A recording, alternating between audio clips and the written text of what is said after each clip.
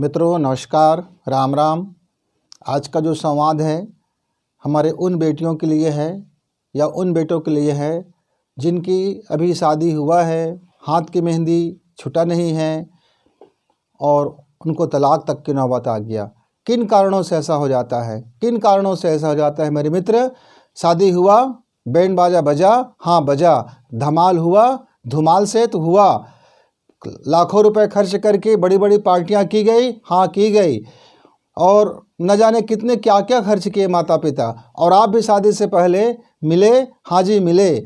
क्या क्या ख्वाब सजाए थे, क्या क्या आकांक्षाएं थी, क्या क्या महत्वाकांक्षाएं थी, सारे चीज़ों को लेकर के हमने विवाह किया। और फिर क्या हुआ? कुछ दिनों के बाद सास और बहू के बीच में तनाव, सास और बहू के बीच में तनाव, छोटी छोटी बातों को लेकर के तनाव, छोटी बात बड़ी विवाद, छोटी बात बड़ी विवाद, छोटी बात बड़ी विवाद, और पति पत्नी के बीच में भी विवाद, क्योंकि सास और बहू के बीच में विवाद तो बेटा और माँ के बीच में तनाव, बेटा और पिता के बीच में तनाव, और बहू और सास ससुर के बीच में तनाव।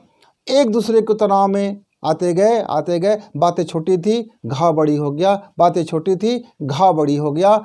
अब ऐसा नौबत आ जाता है दोनों परिवार के बीच में, दोनों आकांक्षाओं के टकराने के कारण, दोनों की महत्वाकांक्षा टकरा जाने के कारण, दोनों एक दूसरे को नहीं समझ पाने के कारण ये है कि हम दूसरे को समझाते हैं। सास बहू को समझाने लग जाती है, बहू सास को समझाने लग जाती है, पिता पुत्र को समझाने लग जाते हैं, पुत्र पिता को समझाने लग जाते हैं। हम दूसरे को ठीक करने में समय देते हैं, अधिकारों पर नज़र रखते हैं, कर्तव्यों को लगभग भुला दिए जाते हैं। समझौता भी होता है तो बाहरी होता है, अंदर भीतर से कहीं घृणा पनप जाता है, नफरत पनप जाती है।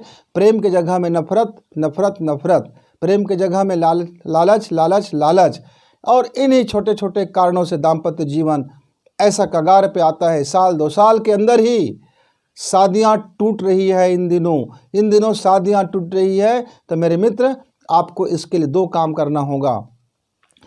ससुराल में गई दुल्हन को भी समझना होगा। साल भर अपने सास ससुर और अन्य रिश्तेदार, पति देवर ननद जो भी है घर में, उनको सबको आप धीरे धीरे समझिए। आप अपना अधिकार तुरंत मत थोपिए, कुछ कर्तव्यों को ध्यान दीजिए। इसी तरह से जो उनका पति है यानी बेटा है, उनको भी समझना होगा कि वह घर, दुल्हन जिस घर से आई है, हमने क्या वादा करके लाए हैं, हमने क्या दिखा दिया था, हमने कितना अपने आप को हाई बताया था कि हम ऐसे हैं वैसे हैं, हमारे पास ये है वो है, मैं कितना अच्छा हूँ। हम ये सारी चीज़ें उनको हम बता दिए थे जो है नहीं वास्तव में। तो भी ऐसी चीज़ों को आपको समझना होगा कि उनको भी समय दीजिए। और सास बहू के बीच में भी छोटे मोटे नोक झोंक को घाव मत बनाइए। बात आती है चली जाती है, आती है चली जाती है। थोड़ी सी सब्र कीजिए, थोड़ी सी शांति रखिए, उसको समझाने की कोशिश कीजिए, एक दूसरे को समझने की कोशिश कीजिए। समझाइए मत, समझने की कोशिश कीजिए। दूसरे को ठीक मत कीजिए, खुद को ठीक करने की कोशिश कीजिए। ये 2 काम आप कर लेते हैं कि थोड़ा समझ लेते हैं और थोड़ा अपने को ठीक कर लेते हैं, थोड़ा सामंजस्य बिठा लेते हैं। थोड़ी सी तकलीफ़ों को आप सोचिए कि दो जगह से आए हुए, 2 संस्कारों से आए हुए, 2 समाज से आए हुए, अलग अलग विचारधारा के लोग जब एक साथ मिलते हैं तो थोड़ी सी कहीं न कहीं नोक झोंक, वाद विवाद होते रहता है।